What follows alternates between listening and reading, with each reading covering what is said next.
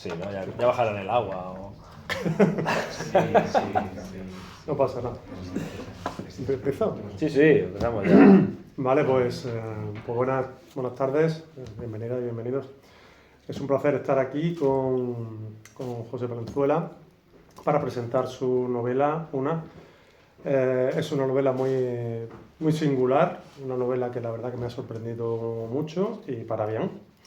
Porque, bueno, conozco a José, habíamos coincidido en algún acto de enfoque cognitivo, de teoría de la literatura, que es otra de nuestras pasiones de las ocultas que se pueden contar. Y entonces, bueno, me imaginaba que podía haber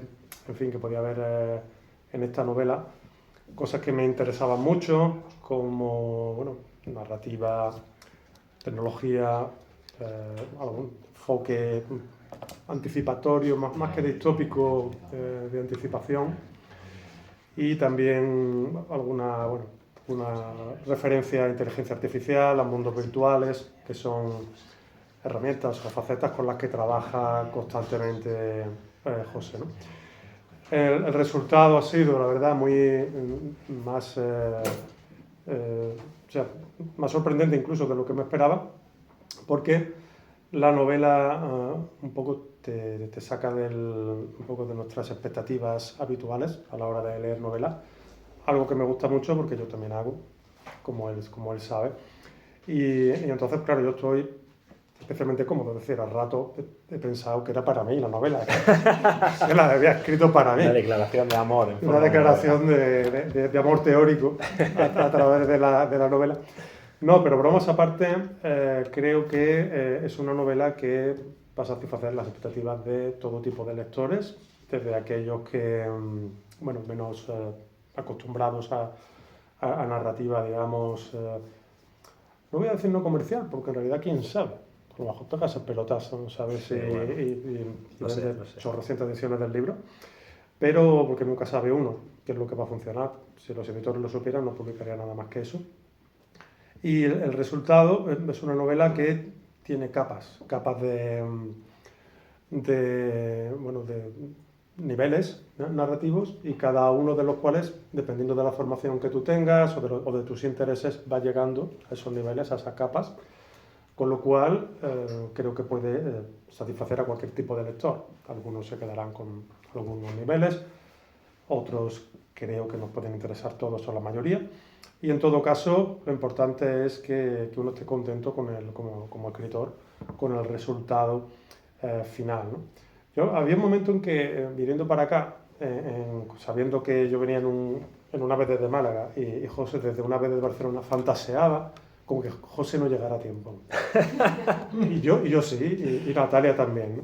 Al final no ha venido Natalia, ha sido muy curioso. Ha sido bastante, sí. Porque la única que es de Madrid no ha venido. Correcto. Y en cambio nosotros que venimos de Málaga y Barcelona, como estamos de momento sanos de salud, la pobre Natalia no ha podido venir por razones de salud, pues no ha podido llegar, ¿no?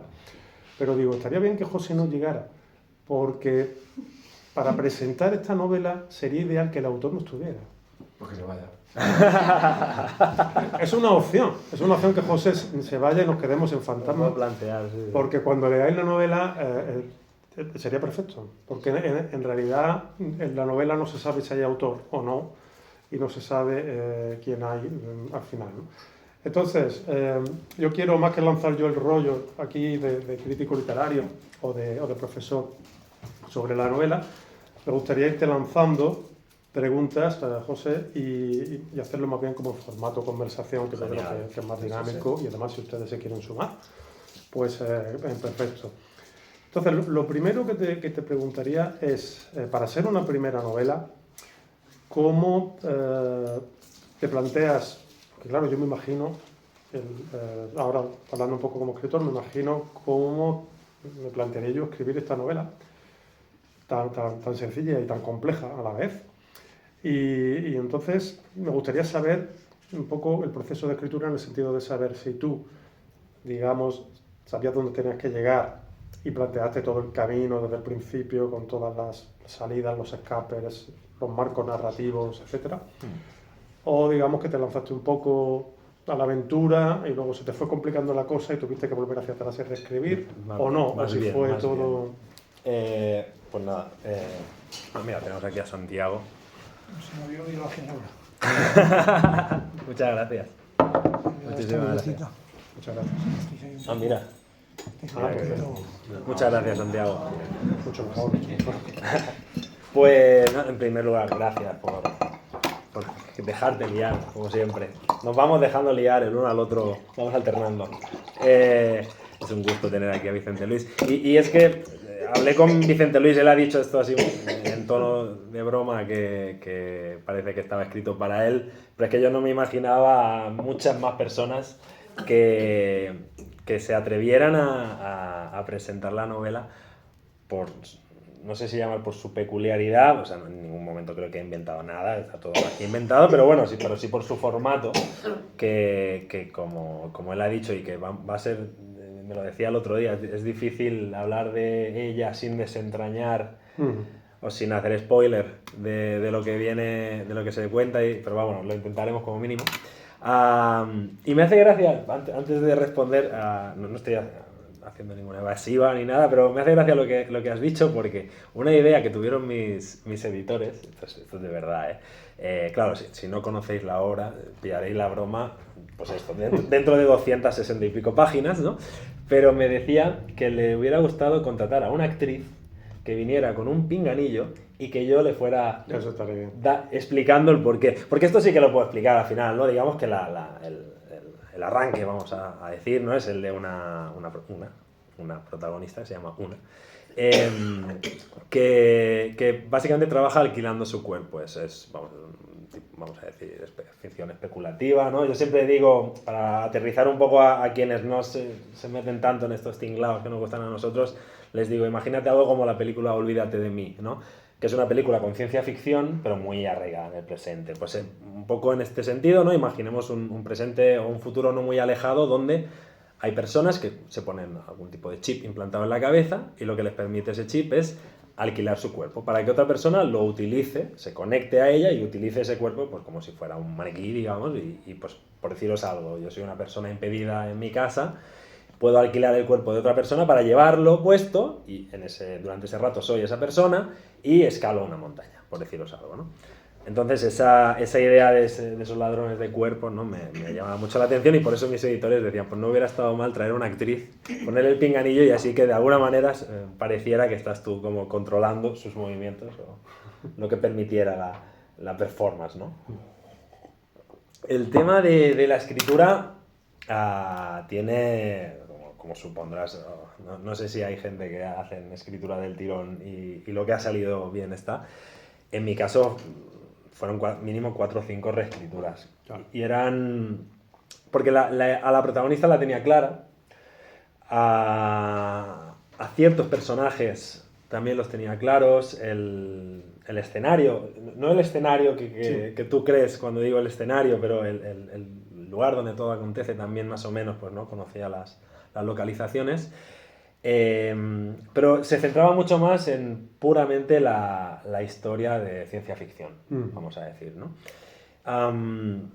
Y sucedió una cosa curiosa, ¿no? Le escribí una primera vez y, bueno, llegué hasta la mitad, más o menos, y a la mitad me senté, lo leí y dije, algo no acaba de. Entonces, una segunda iteración, que volví a llegar hasta la mitad, más o menos. Esto en extensiones, ponga unas 40.000 palabras, más o menos. Volví había algo que chirriaba, que no acababa de, ¿no? Y en estas conversaciones que vas teniendo con compañeros escritores, ¿no? Compañeros libreros y demás, a todos buenos lectores y sobre todo es importante gente que no tiene problema alguno en decirte lo mal que lo has hecho cuando lo has hecho mal, ¿no? Que es lo esencial, ¿no? Pues hubo uno en concreto, que no hablaré, pero es un escritor muy comercial, de los que aparecen sus libros en los autobuses cuando publica. Y él me decía, pero tú realmente ¿qué quieres escribir? Tú tienes que pensar en qué quieres contar, ¿no? Él sé que me lo dijo pensando más en cuenta la historia y déjate de cosas extrañas, porque también me decía, y el tiempo de David Foster Wallace y demás y estas cosas raras ya ha pasado, ¿no? Pero claro, él al decirme eso, yo dije, es que yo en realidad quiero hacer algo un poco raro. No raro en el sentido de hacerlo, la rareza por la rareza, ¿no? Gratuito, sino, bueno, quien me conoce sabe que a mí me gusta, por ejemplo, mucho el cine de Charlie Kaufman, ¿no? Es un guionista, pues muy... al que yo siempre digo, le gusta, y creo, o sea, me gustaría un día escribir algo sobre él, algo más extenso, porque me gusta cómo trabaja Charlie Kaufman, porque es una persona que va al centro, a la esencia de lo humano, desde el artificio más obvio, más claro, o sea, él te dice esto, y bueno, y te pone a lo mejor en una película unos muñecos con cuerdas gigantes en un puente, pero con eso te quiere hablar de una verdad muy humana, ¿no? De algo muy auténtico en nuestro interior, ¿no? Y yo, no diré que pretendía hacer algo así, pero de alguna manera sí que pensé, a mí esto es lo que me gusta. Y es con esto con lo que yo al final quiero experimentar, ¿no? Quiero jugar a darle estas capas a la historia para, contando algo muy artificioso y que es muy obvio en algunos momentos, que es muy artificioso, porque de hecho hay propios personajes que se autorreconocen a sí mismos, ¿no? como personajes y demás, ¿no? Nada, insisto, nada nuevo bajo el sol, pero que se pudieran tratar cuestiones muy profundas, ¿no? A nivel humano. Y eso fue lo que, como fueron apareciendo las nuevas capas, estas, ¿no? esos incisos más bien teatrales, ¿no? Que luego intenté, y cuando tú comentabas, ¿no? Esto de que de alguna manera intentar llegar a distintos tipos de lectores, yo tengo en casa a mi mujer, ella siempre me dice, tú es que te gustan unas cosas muy raras, ¿no? En la literatura, en el cine y demás, te gustan cosas muy raras. O sea, luego cuando vemos cine, cuando le recomiendo alguna lectura, obviamente no me voy a la drogadura que nos gusta, ¿no? Y yo pensaba, me gustaría de alguna manera que también ella, si lee, bueno, para empezar, que me leyera. De hecho, ella, tengo que decir que no se atrevió a leer esto hasta que no fue publicado. O sea, ahora, a día de hoy, está leyendo la novela. Y se ha sorprendido, y yo con ella, de que le está gustando. Porque dice, bueno, realmente la estoy siguiendo. Y sobre todo, me está atrapando, en el sentido de quiero saber más, ¿no? Ella, tengo que decir que es psicóloga clínica, no por ello está psicoanalizando a los personajes, pero me alegra saber que al lector no de metaficciones, no de experimental, creo que también lo podemos tener en el equipo. Claro, de hecho, alguna vez leyendo la novela me he venido a la cabeza de Charlie Kaufman, que es una pasión que compartimos, porque claro, sin destripar mucho esta metateatralidad que hay, ese otro escenario que aparece en la novela y tal, que puede haber como varias capas diegéticas con varios teatros, me traía un poco a la cabeza Synecdoche New York, para bien la cosa. Va muy bien, va muy bien. Claro, es que es una pena, o sea, de esta novela lo que es un gusto es hablar con personas que ya la han leído. Entonces, claro, porque entonces se puede penetrar, se puede hacer, o sea, para que se haga una idea, yo tengo aquí, pues claro que no se puede ver porque lo he hecho a lápiz, pero tengo varios dibujos dibujando varias posibilidades de todos los marcos diegéticos o, bueno, narrativos que hay dentro de la estructura de la novela. Entonces, claro, pues es una novela que podría dar lugar a un seminario de narratología y de tener ahí a varios narratólogos trabajando en los marcos, pero creo que eso creo que es muy interesante y creo que redunda en la naturalidad de la novela, es decir, precisamente por eso que has comentado citando Kaufman, cuando hay mucho artificio, pero digamos que está demasiado oculto, el lector se puede desalentar porque dice, me parece que me estoy perdiendo algo. Pero tú lo haces muy bien porque tú lo pones delante, o sea, no hay magia, ¿no? O sea, no hay trucos de manos, juegos de manos para ocultar, digamos, los artificios narrativos, sino que se lo das al espectador, se explica bien, el lector lo ve. Digo espectador porque es que llega un momento que uno acaba siendo el lector-espectador de lo que está de la novela, ¿no? Y la cuestión es que entra uno en una especie de, que supongo que lo habrás pensado en algún momento, de realidad virtual narrativa. en el sentido de que como la ficción te da una especie de visiocasco, ¿no? Con el que entras en la historia de una y te puedes poner en distintos personajes, en la piel de distintos personajes, igual que los personajes se ponen en los cuerpos de otros personajes gracias a ese implante cerebral. ¿Sería la ficción el implante cerebral que nos permite leer la novela? De verdad me encanta. Por primera vez estoy viendo un análisis de mi novela en directo. Y la verdad es que me gusta que lo hayas como intuido por ahí los tiros, porque es cierto que al buscar estos juegos por un lado, de distintas capas, distintas realidades, ¿no? Esta metalepsis a veces de romper una realidad que dentro de otra, ¿no? Si esto está siendo real o está siendo representado, ¿no? Podríamos también verlo así, porque la novela es que realmente pues es como se muestra así. Y me gusta mostrarlo, supongo, porque al final, tú me conoces, soy muy poco solemne, y me gusta mucho también bromear no, pero como, sí, al final reírme un poco de mí mismo, ¿no? Y decir, mira lo que estás haciendo, que es tan obvio, ¿no? Y que creía que podía tener cierta gracia, ¿no? Y lo de la realidad virtual es que es así, ¿no? O sea, tú que sabes de todo este estudio cognitivo de la literatura, yo cuando descubrí que la literatura se estudia, ¿no? También desde la neurociencia, desde la psicología, porque es obvio, ¿no? Es una mente, la del lector o lectora, que toma un libro e imagina un mundo que se presenta en ese libro, ¿no? Que es, digamos, el andamiaje de una historia a la que el lector es el que acaba dándole la vida, ¿no? Porque acaba sucediendo en su imaginación. Eso a mí me parecía fascinante, ¿no? Porque de alguna manera es esto, ¿no? Sentirse transportado a ese mundo de la ficción, y la realidad virtual es exactamente lo mismo. Bueno, exactamente lo mismo en cuanto a ese proceso de sentirse transportado solo que en el caso de la realidad virtual es un transporte a nivel multisensorial, mientras que en la novela es una cuestión más imaginativa. Y yo quería hacer un poquito esa analogía, ¿no? Donde se pudiera ver, insisto, como dice, es muy difícil no explicar los detalles de la obra, ¿no? Pero hay momentos en los que me gusta jugar con cierta ambigüedad para que uno diga, ¿realmente estamos entrando de alguna manera con algún tipo de tecnología en la cabeza de esta persona? ¿O está siendo simplemente un recurso narrativo del libro que nos permite llegar a ello, como cualquier tipo de narrador que entra en la mente de su personaje desde hace cientos y cientos de años, ¿no? Y me apetecía hacer un poquito ese juego para que al final cada persona tuviera su propia interpretación y dijera, pues mira, yo creo que eso realmente sucede de esa manera.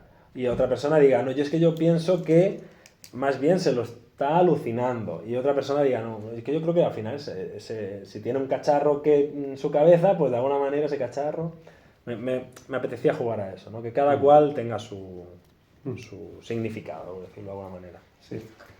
Aunque trataremos cuestiones técnicas, tampoco querría yo pasarme de tecnicismos ni de cuestiones de teoría literaria, porque lo que hay aquí es una historia que yo creo que es bastante profunda, de psicología de personas, donde hay personas que sufren, donde hay personas que sufren tanto que desean abandonar su cuerpo y ponerlo en manos, nunca mejor dicho, de otras personas, precisamente para no sufrir durante un tiempo.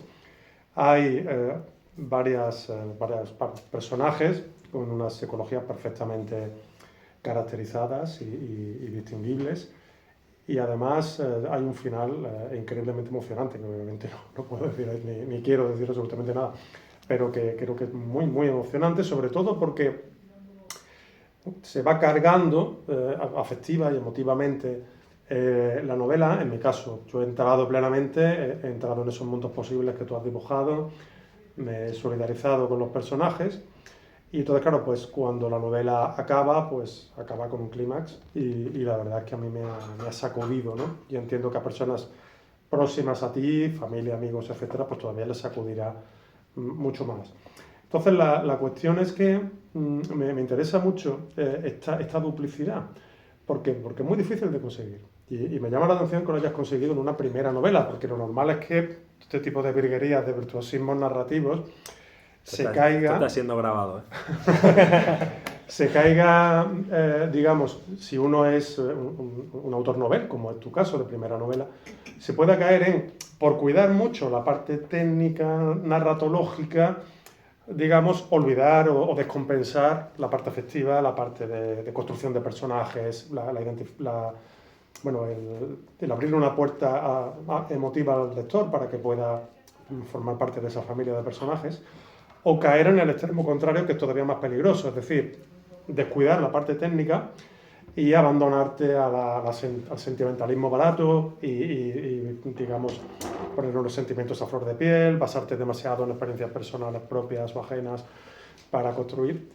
Y es muy complicado lograr el equilibrio y creo que lo has conseguido de una manera llamativa para ser una primera novela.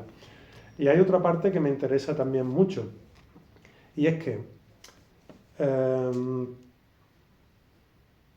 la parte metaficcional, pues estoy intentando hablar sin destripar, la parte metaficcional y metareferencial que tiene tu novela demuestra algo que muchas personas, entre ellas, por ejemplo, Gaber, que también está aquí, llevamos tiempo defendiendo, y es que la idea de desactivar el realismo ingenuo, de desactivar el realismo literario un poco decimonónico, aunque dentro del realismo decimonónico hay muchas cosas y algunas de ellas muy interesantes, pero que en España tendemos a pensar que la novela realista es como la mejor para describir la sociedad, incluso para hacer crítica social. Y yo creo que eso no es cierto.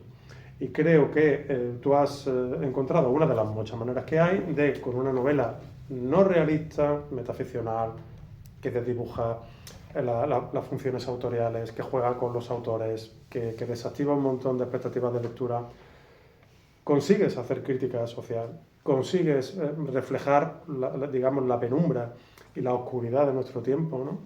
Y sin renunciar, digamos, a una novela que digamos, técnicamente alta, ¿no? Técnicamente desafiante.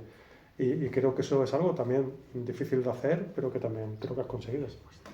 Bueno, no sé, ya me quedo sin palabras. Lo cierto es que bueno, me cuesta defender lo que has dicho, en el sentido de que me da vergüenza como, no sé, hablar bien de mí, pero vamos a intentarlo. No acostumbro, pero vamos a intentarlo. Yo tuve el gran esfuerzo de esta obra, fue precisamente llegar a ese equilibrio entre, no sé si llamarlo experimental, que me da a veces vergüenza llamar experimental porque no me parece experimental cuando se experimenta sobre la base de lo que se ha hecho antes, y esto, como insisto, son todos juegos que hemos visto una y mil veces, ¿no? Pero bueno, sí que se escapa de esa lectura, de ese tipo de obra más realista, más canónica, ¿no? Y me apetecía mucho, vamos a decir, esa parte de juego, en el buen sentido, pero esto lo hablábamos el otro día en Huelva, ¿no? Que tuvimos el gusto de compartir. Vamos a quedar casi cada 2 semanas en distintos lugares de España, Vicente Luis y yo, pero lo hablábamos con Laura Fernández, la escritora, ¿no? Y hablábamos sobre de qué material, ¿no? Surgía la obra de un autor, y yo decía que no creo que todo el mundo, ni mucho menos, tenga que utilizar el mismo material de base, pero al menos en mi caso me interesaba mucho, y al menos en mi caso ha sido así. Utilizo la escritura para expresar algo que no soy capaz de expresar en mi vida. Y con lo cual lo podemos asociar mucho, pues, a sucesos, vamos a decir, traumáticos en algunas circunstancias y demás. Entonces, sin dar detalles de la obra, ¿no? Pero, como dice Vicente Luis, ¿no? Son personajes que se sienten muy solos a veces, y que incluso cuando comparten espacio, no es tanto una compañía como una soledad, un par de soledades arrejuntadas de alguna manera, pero que siguen sin hacerse, ¿no? Son como 2 líneas paralelas, nunca se tocan, pero están ahí una muy cerquita de la otra, ¿no? Y, por ejemplo, el propio recurso del que tú, cuando cedes tu cuerpo a otra persona, tú vas a un no lugar, ¿no? que para entendernos sería un poquito la idea que al menos yo tenía en mente. Era como cuando uno entra en un coma o cuando uno es anestesiado, ¿no? Una anestesia general, que es ya no estoy y cuando vuelvo a estar de golpe estoy en otro lugar, pero para mí ha pasado ni un segundo, ¿no? Era un poco esa sensación la que me interesaba, ¿no?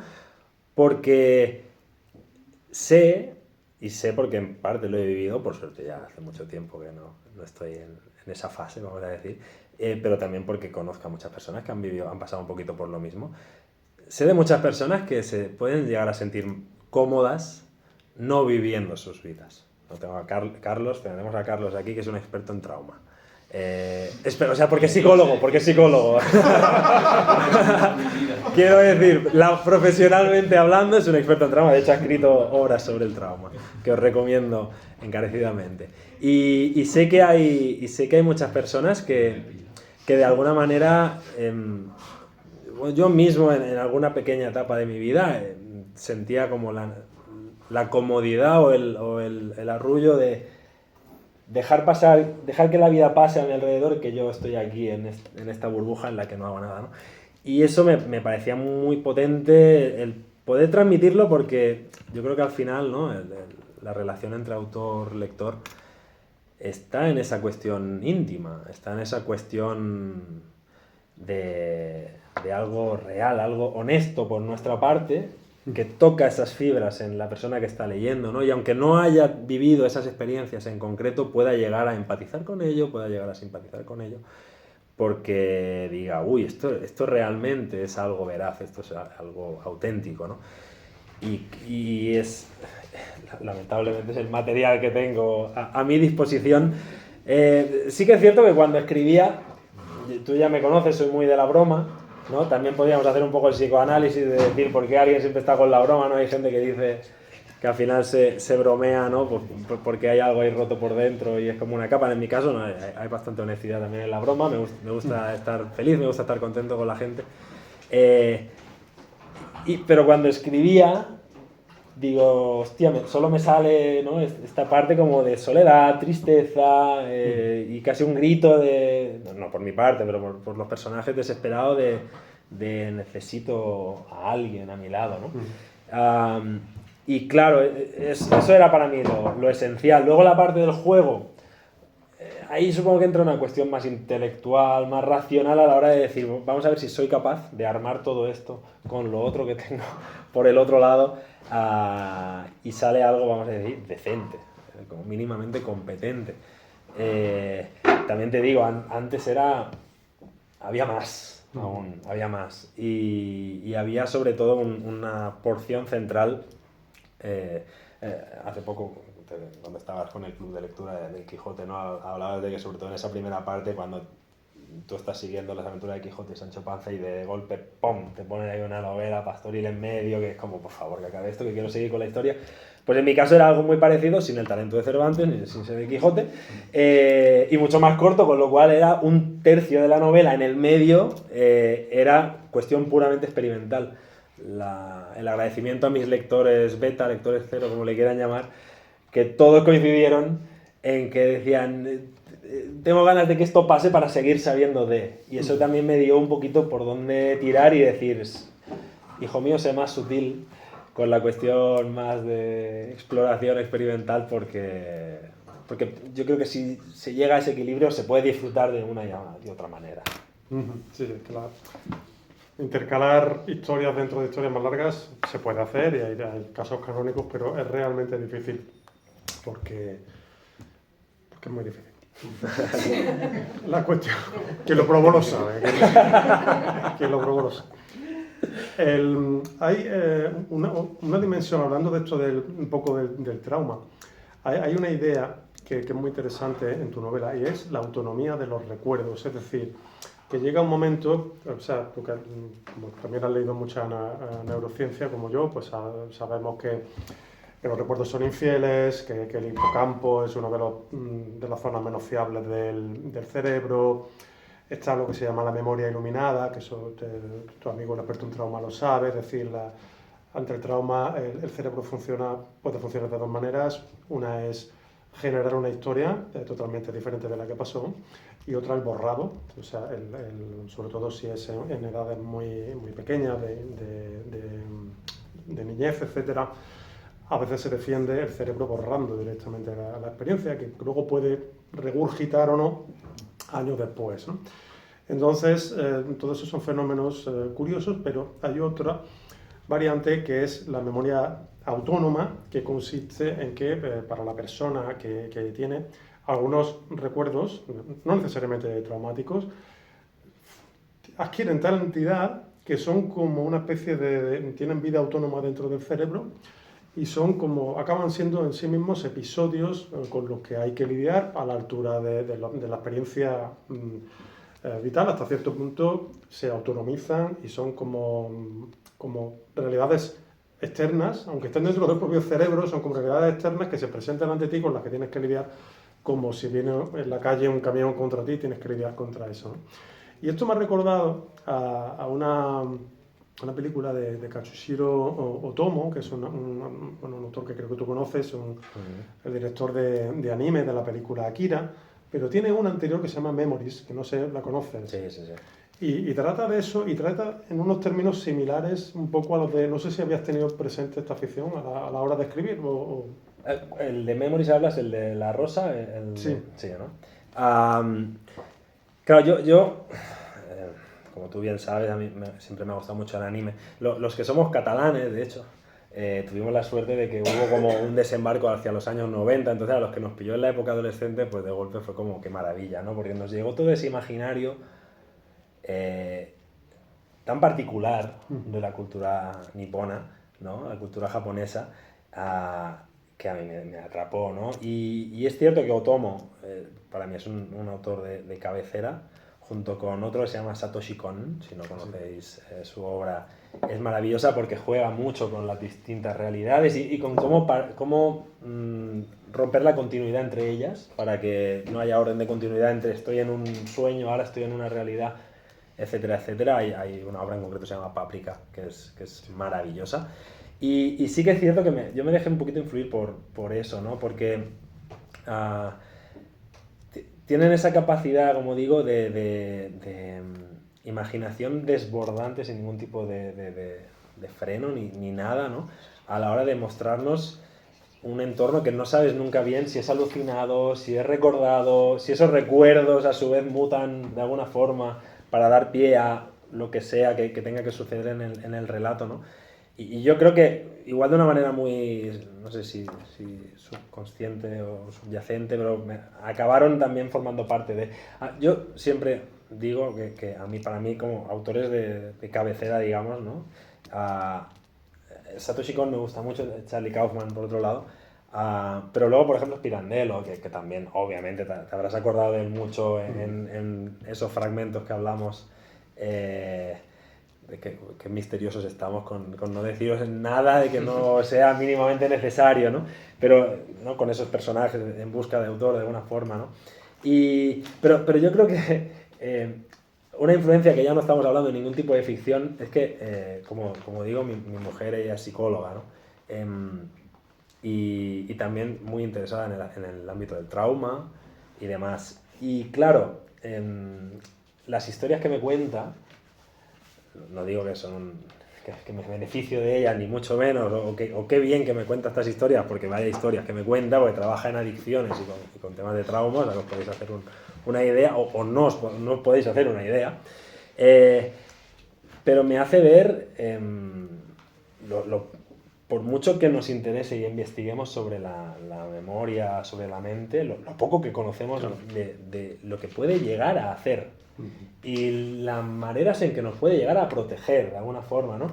Y me parece muy interesante y fascinante, en el buen sentido, obviamente, no me alegro porque alguien sufra este tipo de consecuencias, ¿no? Pero me parece fascinante que la mente llegue a extremos casi imposibles de funcionamiento para protegernos, pero claro, como consecuencia, puede luego, pues como hablabas tú, ¿no? Pues surgen algún tipo de acontecimientos o de comportamientos, pues como no son estas teorías de la identidad múltiple dentro de que había mucho, no sé, hablaba, ¿no? De que es un poquito cuento, pero luego se va haciendo una investigación más profunda y se está viendo que efectivamente, ¿no? Que puede llegar a conformarse como distintas identidades, o la cuestión que hablas tú, que me parece súper interesante, de que una memoria o bien quede oculta o bien quede implícita, que a mí también me gustaba mucho esa cuestión de la memoria implícita, ¿no? Si una persona cede su cuerpo y no está presente a nivel mental,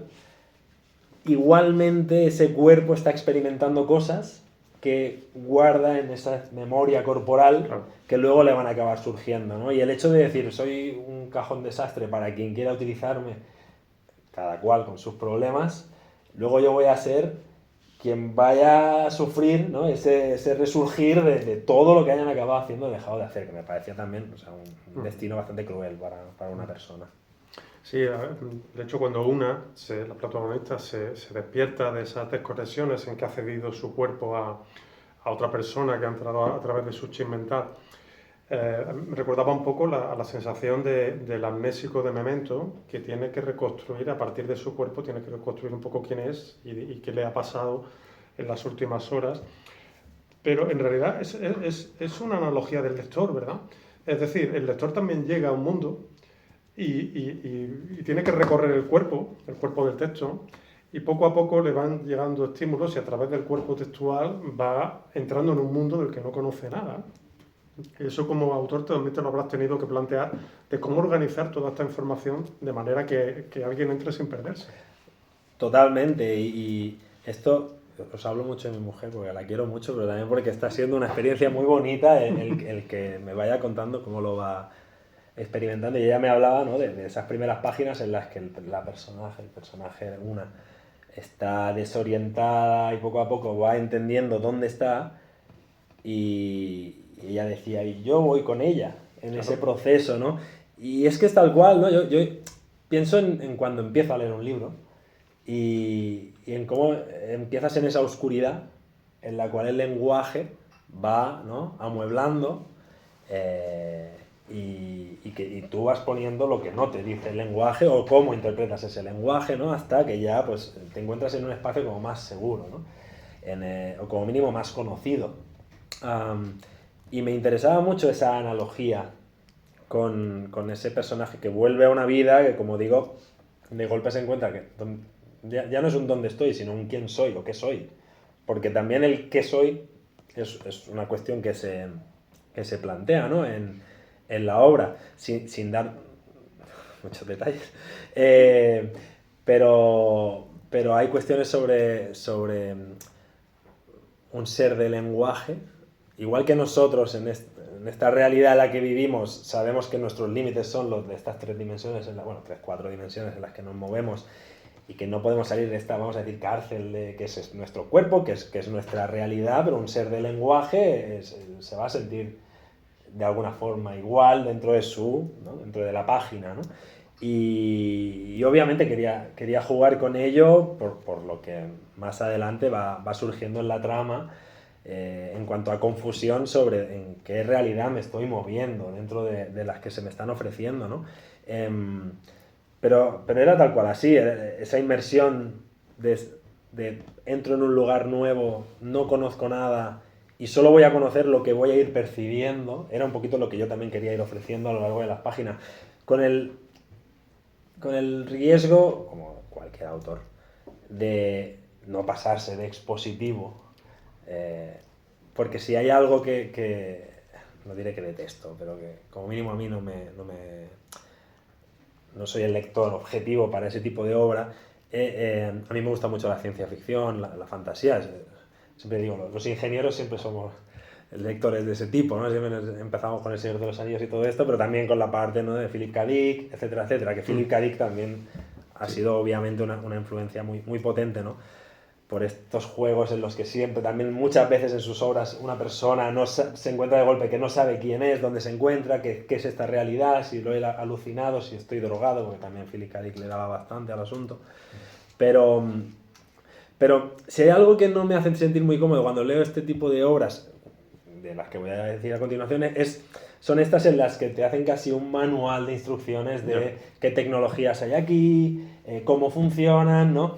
hay maneras más elegantes, otras menos, ¿no? Aparece la clásica escena de te paseo por el laboratorio para explicarte que hace 10 años cuando descubrimos... Y yo hago un poco la broma por ahí en algún momento, pero corto rápidamente esa conversación, aunque escrita la tenía entera, precisamente porque quería de alguna manera... al final, la protagonista no es una experta en tecnologías, dentro de que haga uso de ellas y algo sepa, pero quería que al final su protagonista sea como la referencia del conocimiento que se tiene sobre lo que sucede. Es decir, va a haber momentos en los que uno diga, pero esto exactamente cómo funciona, y es que no se va a explicar, porque tampoco hace falta, creo yo. No hace falta.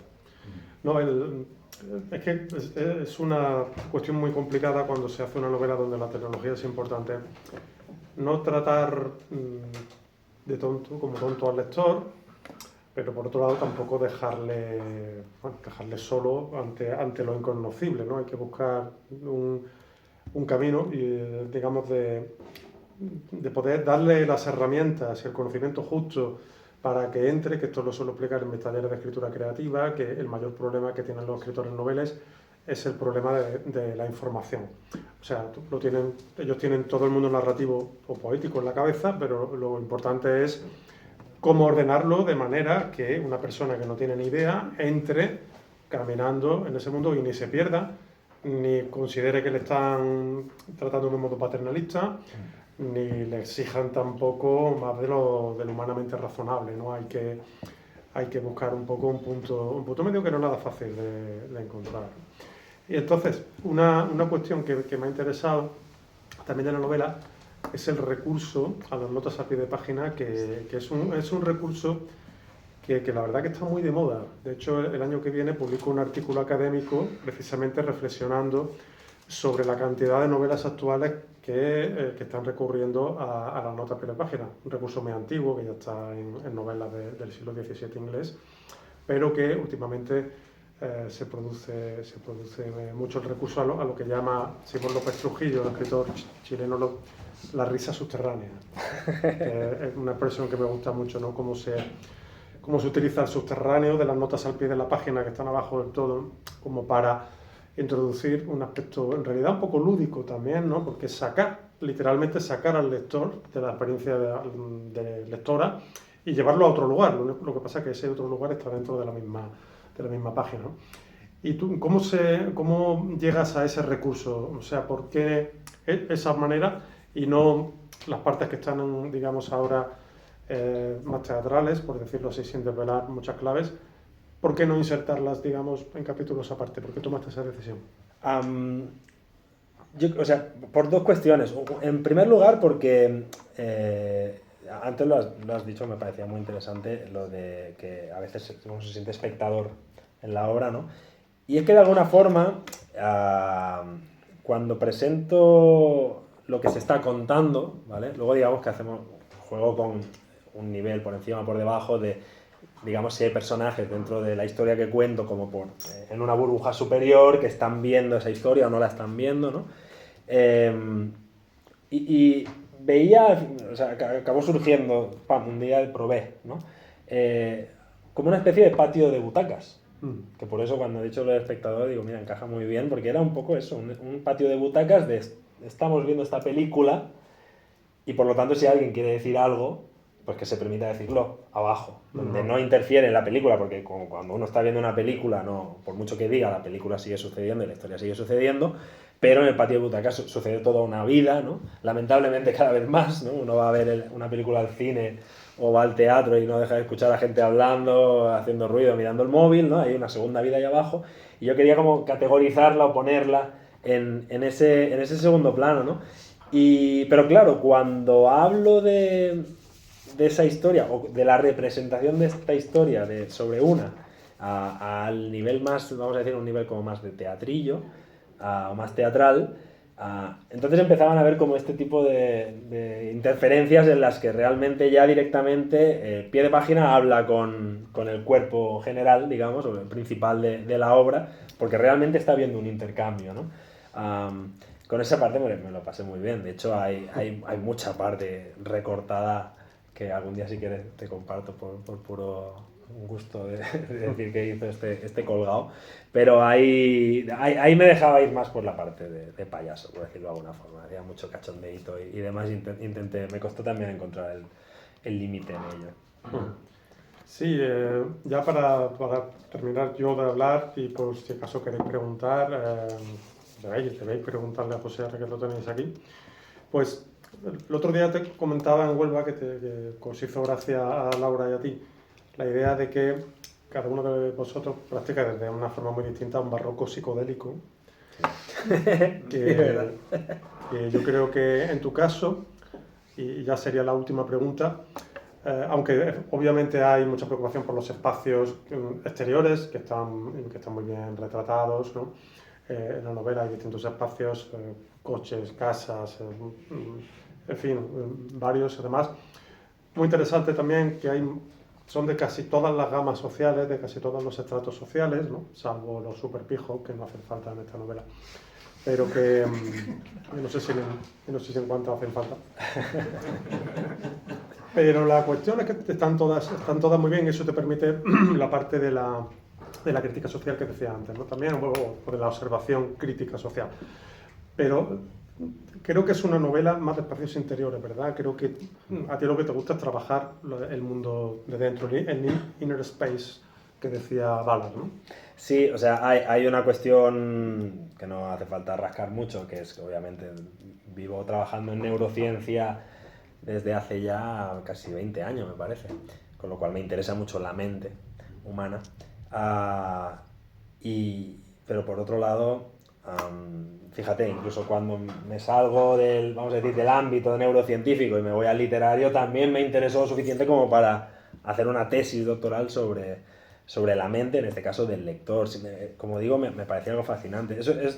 Eso hace que ya mi dirección vaya no tanto a cuando estamos en un paisaje, sucede algo, en qué está sucediendo. Muchas veces yo me voy directamente al cómo lo estamos interpretando, qué estamos pensando, esto realmente cómo va a afectar a...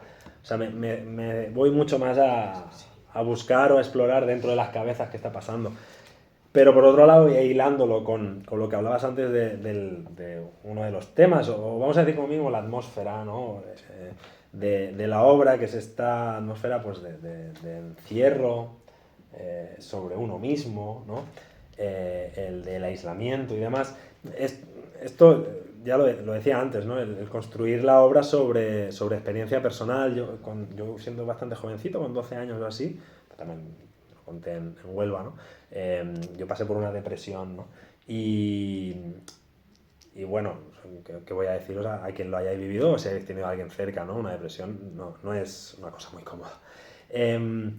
Y no hace tanto, cuando fue a nacer Yusia, mi primera hija, nos dieron unas noticias que al final se quedaron en eso, en una simple alarma, no iba a suceder nada, pero durante unas semanas, algún mes, creíamos que Yusia no iba a nacer. Y fue curioso porque empecé a ver ciertos síntomas que lamentablemente me recordaban a aquella otra experiencia, pero dentro de que estaba dentro de ello, con lo cual vives un poco encerrado en esa cárcel, como digo yo, ¿no?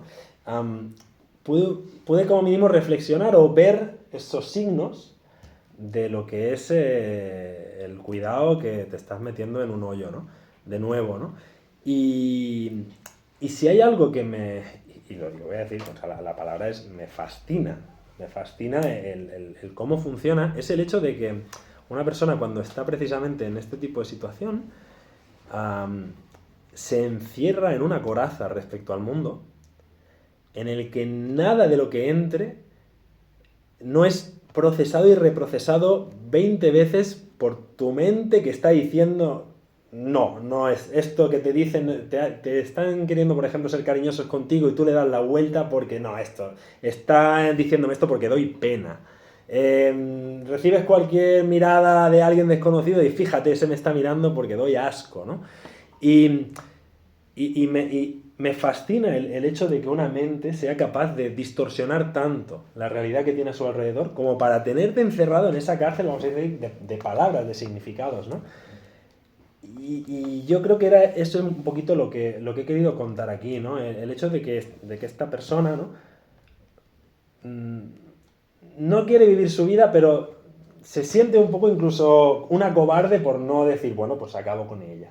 Ya. Está en ese punto en el que no me atrevo a suicidarme, pero no quiero vivir mi vida. Por lo tanto, cedo mi cuerpo al que vaya haciendo y que vaya pasando el tiempo hasta que un día pues me muera, ¿no? Y claro, pensaba en esa persona, ¿no? En la tristeza que de alguna manera lleva esa persona dentro y en el hecho de cómo esa persona puede llegar a crearse esa coraza respecto al mundo a la hora de procesarlo y a la hora de percibirlo, ¿no? Y es un poco lo que, jugando con eso y con la analogía de esta parte más de realmente entrar en su cabeza, pues ver cómo dentro de su cabeza tenemos todo un mundo, pero un mundo totalmente distorsionado, como bien se puede ver. Muy bien, pues yo os invitaría... Bueno, yo quería decir una cosa, Sí. Por favor. que me parece que sería importante que nos volviéramos a reunir dentro de 2 años con todos, con la novela leída. Me ha encantado. Sería precioso. Le voy a enseñar a los editores que ha venido bastante no, este es un llenazo. No, de verdad, porque nos habéis intrigado. No, me alegro. De eso se trataba un poco. Sí, sí, Generar interés. sí, yo creo que sí, que eso intriga. Me alegro Pues mucho. vamos a comprar el libro, no Me nos alegro, queda más remedio. me alegro mucho de que me diga Tenemos usted eso. curiosidad. Muchas Una gracias. pregunta. Sí. Hay un aspecto que no mencionas Ah, y me pregunto que también entrará. Es la relación del autor con personas que le rodean en el mundo donde está. ¿Cómo ve a esas personas? ¿del autor se refiere a mí o del autor dentro de la obra? Bueno, lo que quieras. Lo que quieras. Es que en realidad lo hice porque justo hoy ayer hacía una broma sobre eso.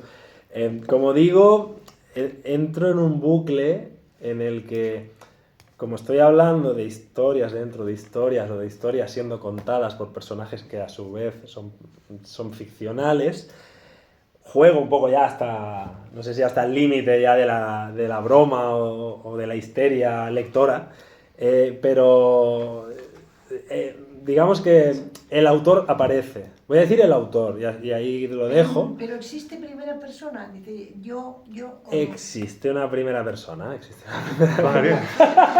Existen varias primeras personas. Varias. Es uno de los méritos de la obra. Ya. O sea, que hablan en primera persona varios de los personajes. Efectivamente. Ah, No se imagina usted lo que le espera. está muy Pero bien. para bien, para bien. Porque Yo creo que esto está estupendo, me parece. le va a hacer plantearse, pero ¿cuántos personajes pueden hablar en primera persona en una novela? Esa es una pregunta que suscita la Según lectura de quien lo una. coja. Sí, eso también. Pero muy bien, eso lo plantea muy bien.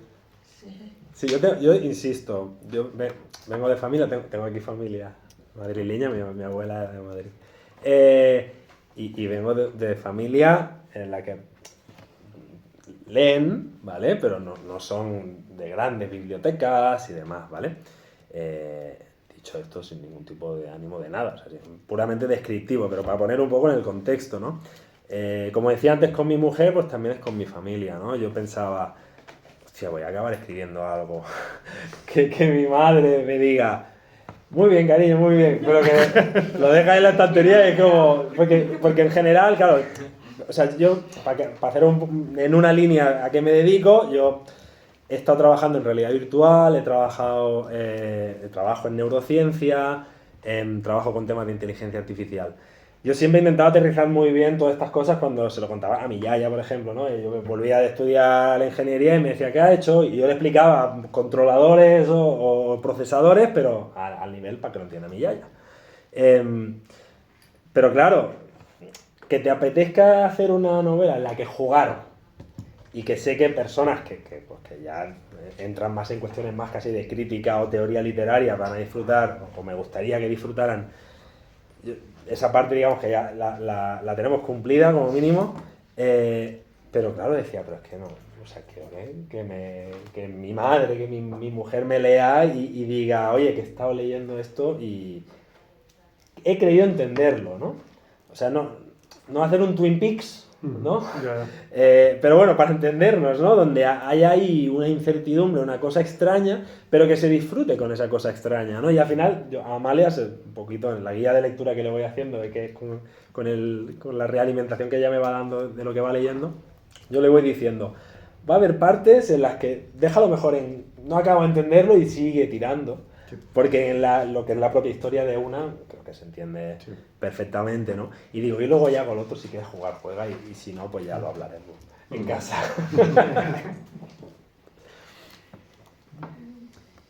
Me ha parecido entender que, a pesar de que vengas de la ingeniería, de la neurociencia, como que la parte, digamos, de la explicación científica de toda la trama, como que te ha interesado menos, ¿no? A explicitar cuáles son los mecanismos que permiten ese tránsito, digamos, de una mente o de un cuerpo, de una mente al cuerpo y tal. Entonces, yo no he leído la novela, aunque lo haré pronto, pero es así, o sea, no te ha preocupado demasiado. A mí reconozco que también me fatiga mucho este tipo de películas y autores de los que al final todo se pretende hacer explícito con una serie de mecanismos que son absolutamente inverosímiles, ¿no? O sea, ¿cómo quieres que me creas? Es mejor que no me cuentes cómo funciona todo esto, sino que quede en el ámbito de la ficción. Pero sí que hay algún elemento, digamos, de descripción tecnológica te has permitido. ¿O Hay elementos porque hay una cuestión, digamos, de base, que es que, como digo, soy ingeniero en neurociencia, con lo cual tenía muy pensado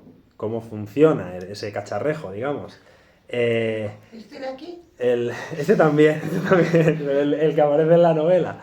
Y lo tenía muy escrito y demás. Y en versiones previas de la novela daba pie a mayores explicaciones, intentando naturalizarlas dentro de un discurso donde, como digo, se pudieran plasmar de una manera elegante, es decir, sin encontrarte al final el manual de instrucciones descrito por una persona que dice, fíjate, es que tal como surgió en 1982 y contarte toda la historia después hasta ver dónde llegas, ¿no? Pues un poco, no digo que caí en ello, pero sí que lo explicaba bastante bien. En cuanto a cantidad, no digo en cuanto a calidad, no lo sé.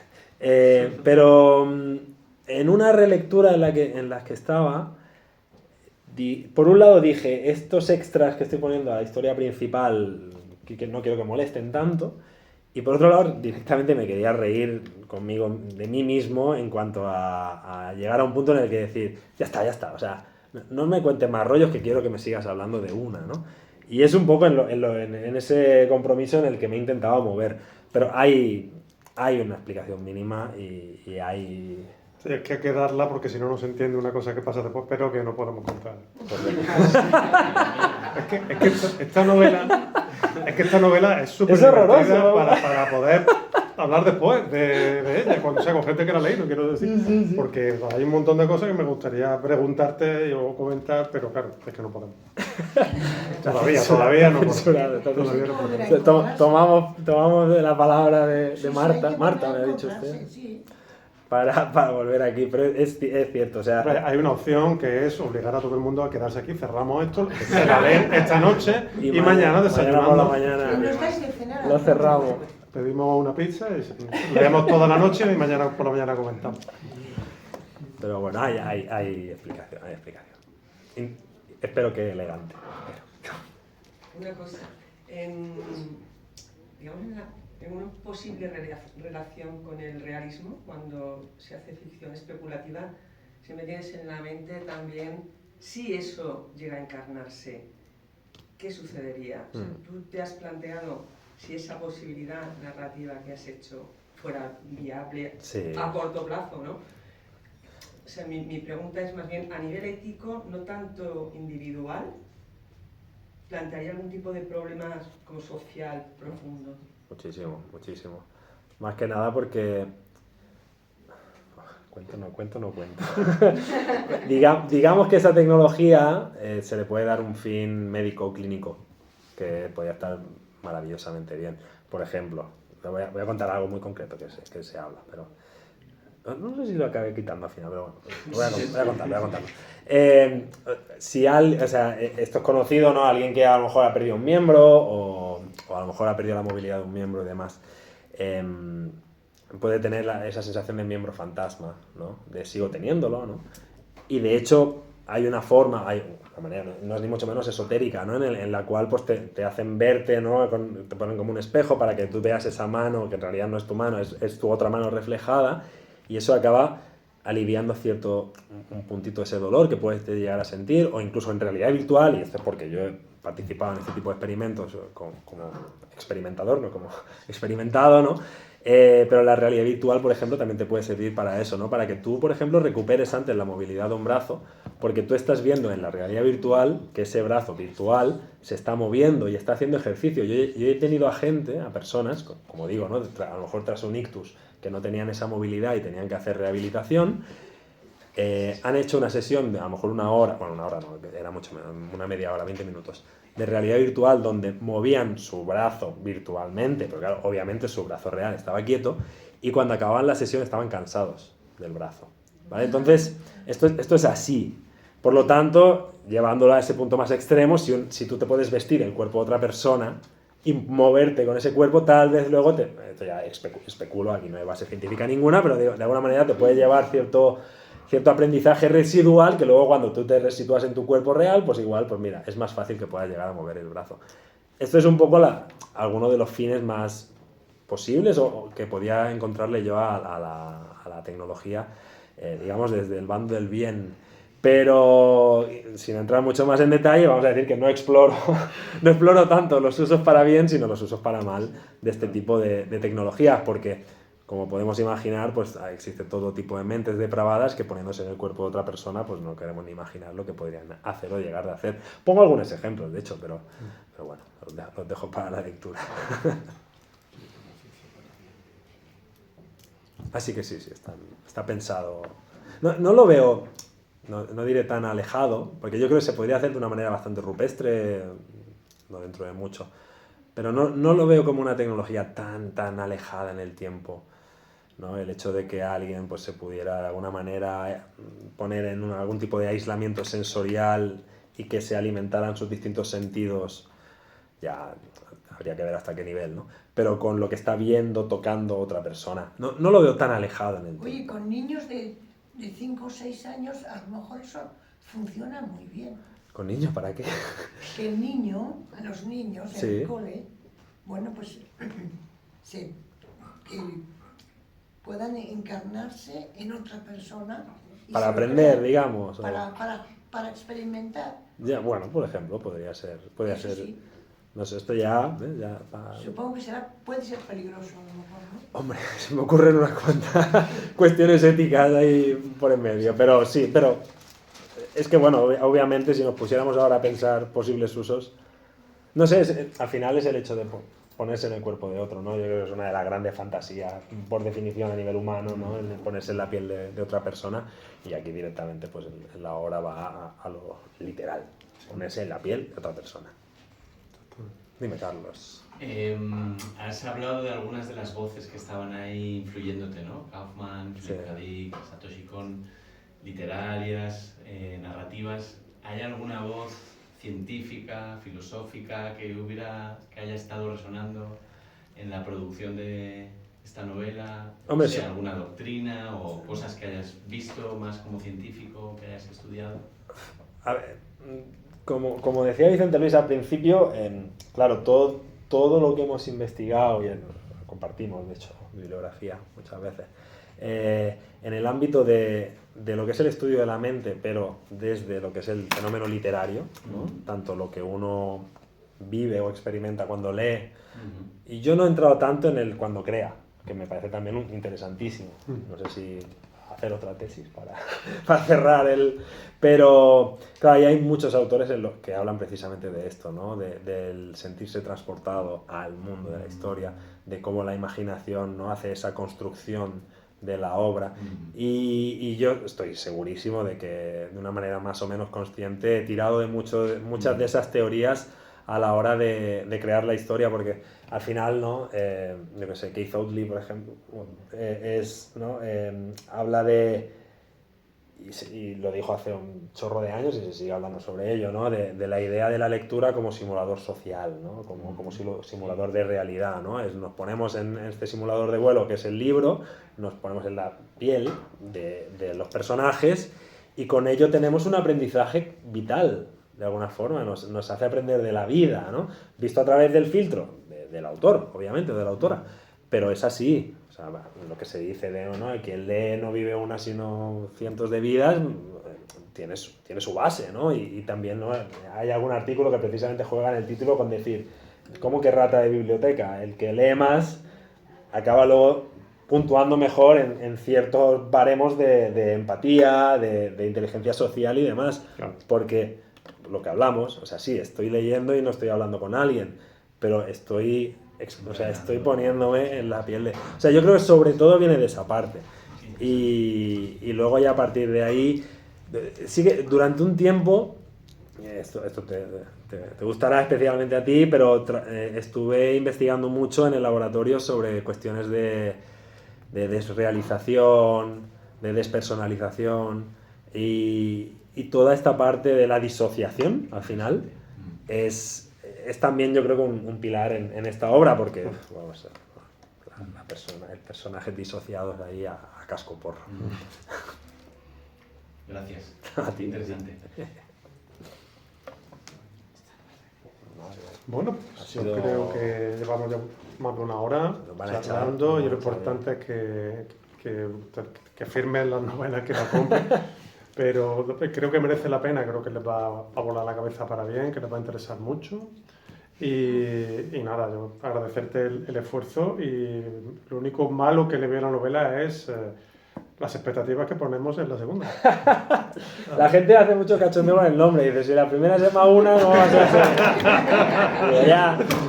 El título antes... De dos, esperamos mucho. El título antes era horroroso, me lo decía todo el mundo. Y digo, pues nada. Pero no soy yo quien lo recortó, pero el título era de palmo y medio. Lo fuimos recortando y al final, mira, cosa de los editores. La responsabilidad pídansela de los editores. Muy bien, bueno, muchísimas gracias. Muchas gracias a por todos. venir.